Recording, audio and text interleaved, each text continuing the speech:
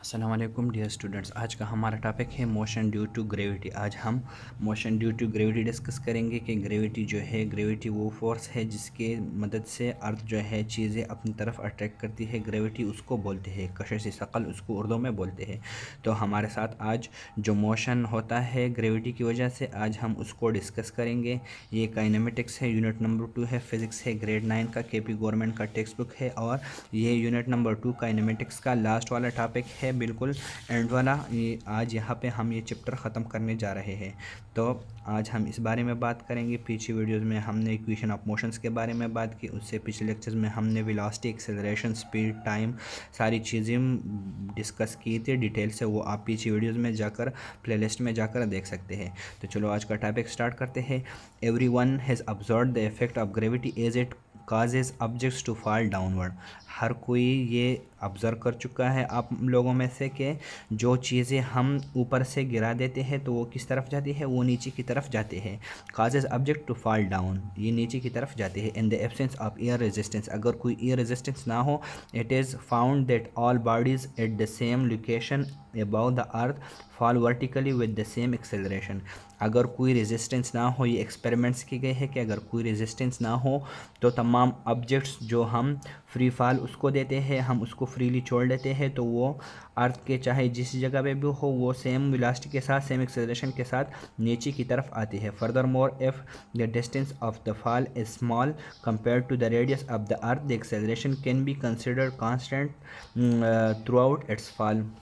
अब आती है बात इसके अल्टीट्यूड की। तो अगर ये ऑब्जेक्ट हम किसी ऐसी जगह से गिरा देते हैं कि उसका रेडियस, मतलब ये अर्थ का सरफेस है, यहाँ पे मैं आप लोगों को थोड़ा सा ये समझाना चाहता हूँ। ये फ़र्ज़ करें अर्थ का सरफेस है, सही है। यहाँ से ये ऑब्जेक्ट मैं यहाँ से गिरा देता हूँ, ये फ़र्ज़ करें 1 मीटर हाइट है या 5 मीटर हाइट है, फ़र्ज़ करें, या 1 किलोमीटर हाइट है। और अर्थ का रेडियस कितना है? अर्थ का रेडियस तो आप लोग पढ़ चुके होंगे, वो बहुत ज़्यादा है। ये फ़र्ज़ करें अर्थ का रेडियस है 6 पॉइंट समथिंग है, 10⁻22 मीटर है कि कितना है, वो मुझे अभी का एग्जैक्ट वैल्यू नहीं मालूम, लेकिन अर्थ का रेडियस जो है वो बहुत ज़्यादा है। तो ये बात बताई गई है कि अर्थ की रेडियस के निस्बत ये पॉइंट जिससे आप लोग ये ऑब्जेक्ट का फ्री फॉल कर रहे हो ये कम हो, तो फिर अर्थ ये वैल्यू जो है हम कंसिडर करते हैं, क्या कांस्टेंट कंसिडर करते हैं। ये दोबारा से ये जुमला देख ले आप लोग। Further more if the distance of the fall is small, अगर फॉल का डिस्टेंस मतलब हम जहाँ से गिरा रहे हैं चीज़ को, ये छोटा हो compare to the radius of the earth, earth के रेडियस की निस्बत, the acceleration can be considered constant throughout its fall. तो ओवरऑल इसके एक्सेलरेशन जो है वो फिर क्या कंसिडर किया जाता है, वो कांस्टेंट कंसिडर किया जाता है। यही बात यहाँ पे बताने की कोशिश कर रहे हैं। फिर यहाँ पे इसकी डिफिनीशन आ जाती है, the motion in which air resistance is neglected, air resistance इसमें निगलेक्ट किया जाता है, मतलब कंसिडर नहीं किया जाता। And the acceleration is nearly constant is known as free fall, और इसका एक्सेलरेशन कांस्टेंट हो तो उसको फिर क्या हम बोलेंगे, ये हम इसको फिर फ्री फॉल बोलेंगे। The acceleration of a free falling body is called acceleration due to gravity. अब आती है एक्सेलरेशन ड्यू टू ग्रेविटी की बात। तो जब फ्री फॉलिंग बॉडी हो उसका एक्सेलरेशन हम क्या कंसिडर करेंगे, एक्सेलरेशन ड्यू टू ग्रेविटी हम इसको बोलेंगे।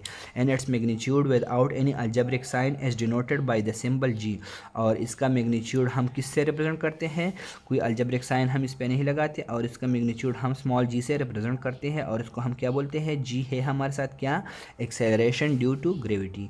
The acceleration due to gravity is directed downward, acceleration due to gravity का डायरेक्शन किस तरफ होगा, जी का डायरेक्शन ग्राउंडवर्ड डाउनवर्ड की तरफ होगा, डाउनवर्ड हम इसको क्या कंसिडर करेंगे, पॉजिटिव कंसिडर करेंगे, प्लस में लेंगे। न्यूमेरिकल्स में भी अगर डाउनवर्ड की तरफ ऑब्जेक्ट मूव करता है तो हम जी की value +9.80 metre per second square लेते हैं, या 32.2 अगर फीट में बात की जाए तो फीट पर सेकंड स्क्वायर लेते हैं।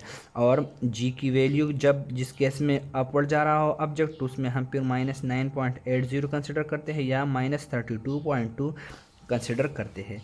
तो ये हमारे साथ जी की वैल्यू और जी के डायरेक्शंस हो गए जो कि ग्रेविटी है।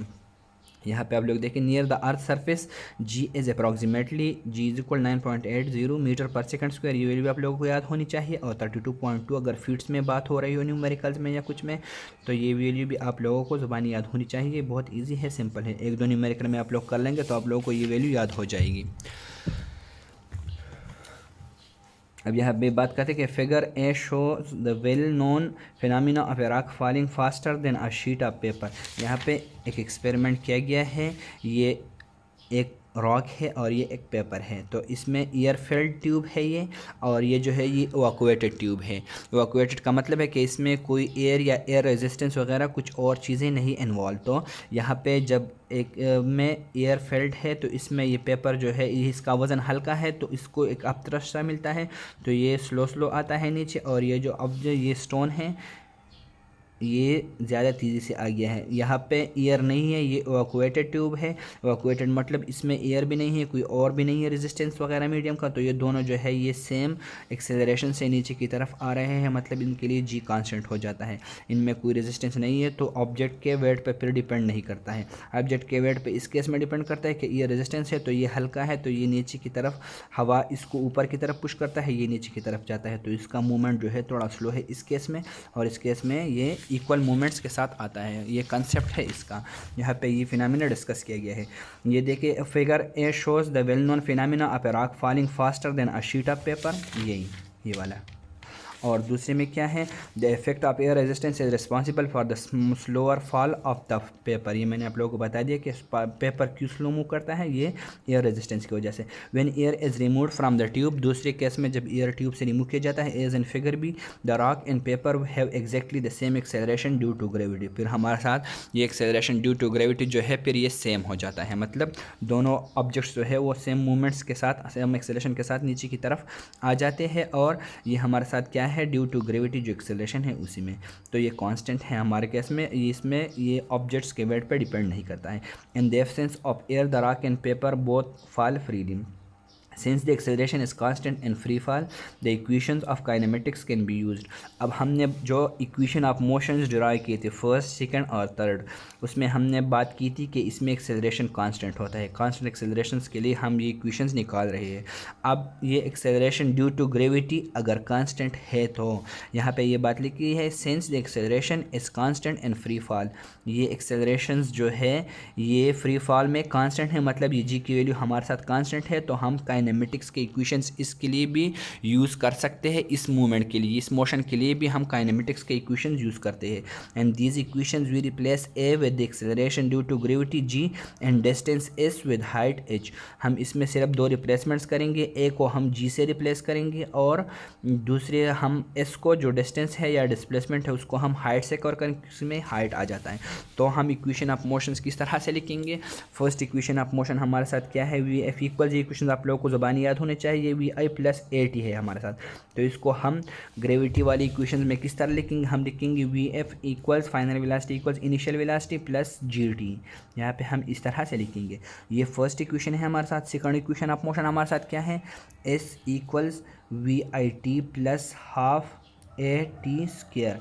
तो मैं यहाँ लिखूँगा एस की जगह क्या लिखूँगा, एच लिखूँगा। एच हमारे साथ हाइट, तो हाइट या डेप्थ, हाइट हमारे साथ क्या हो जाएगा, वी आई टी अपनी जगह आएगा प्लस हाफ ए की जगह मैं क्या लिखूँगा, जी लिखूँगा, और ये टी स्क्वायर अपनी जगह आएगा। थर्ड इक्वेशन ऑफ मोशन मेरे साथ क्या हो जाएगा, 2as था वो equals v f square minus v i square था, यही इक्वेशन था।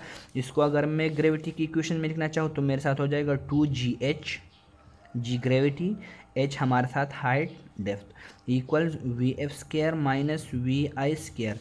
तो ये तीन इक्वेशंस इस तरह से ग्रेविटी के लिए मॉडिफाई हो जाते हैं। एक्सेलरेशन ड्यू टू ग्रेविटी के लिए जो हम इक्वेशंस काइनेमेटिक्स के यूज़ करते हैं, तो फिर हम इसमें जी ए को जी से रिप्लेस कर देते हैं और इसको हम एच से रिप्लेस कर देते हैं। ये बात आप लोगों को याद होनी चाहिए।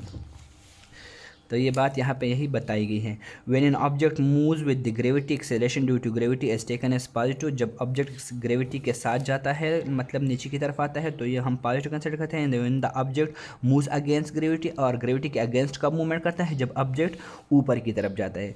Movement in the direction of gravity means कि ये ग्रेविटी जो है नीचे की तरफ है, तो नीचे की तरफ जब ऑब्जेक्ट आता है तो हम जी पॉजिटिव लेंगे।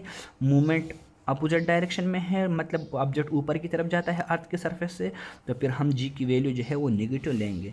तो इस तरह से ये एक्सेलरेशन ड्यू टू ग्रेविटी या मोशन ड्यू टू ग्रेविटी का टॉपिक था जो मैंने डिस्कस किया आप लोगों के साथ आज। ये चैप्टर हमारे साथ ख़त्म हो गया। इंशाल्लाह हम अपने नेक्स्ट टॉपिक में बात करेंगे डायनामिक्स के बारे में। डायनामिक्स यूनिट नंबर 3 हम स्टार्ट करेंगे नेक्स्ट लेक्चर में। इसके जो न्यूमेरिकल्स है वो दूसरा एक प्लेलिस्ट है मैंने बनाया हुआ है न्यूमेरिकल्स के नाम से फिजिक्स के, तो वो मेरे चैनल में आप लोग प्लेलिस्ट में जाकर इसमें इसके न्यूमेरिकल्स देख सकते हैं। मैं नेक्स्ट लेक्चर में डायनामिक्स स्टार्ट करूँगा यूनिट नंबर 3। तो जो स्टूडेंट्स हमारे चैनल पर नए हो वो हमारे चैनल को ज़रूर सब्सक्राइब कर लीजिए, बेल आइकन को दबाइए, और आप लोगों के जो भी क्वेश्चन हो वो आप लोग मुझसे कमेंट सेक्शन में पूछ सकते हैं। शुक्रिया।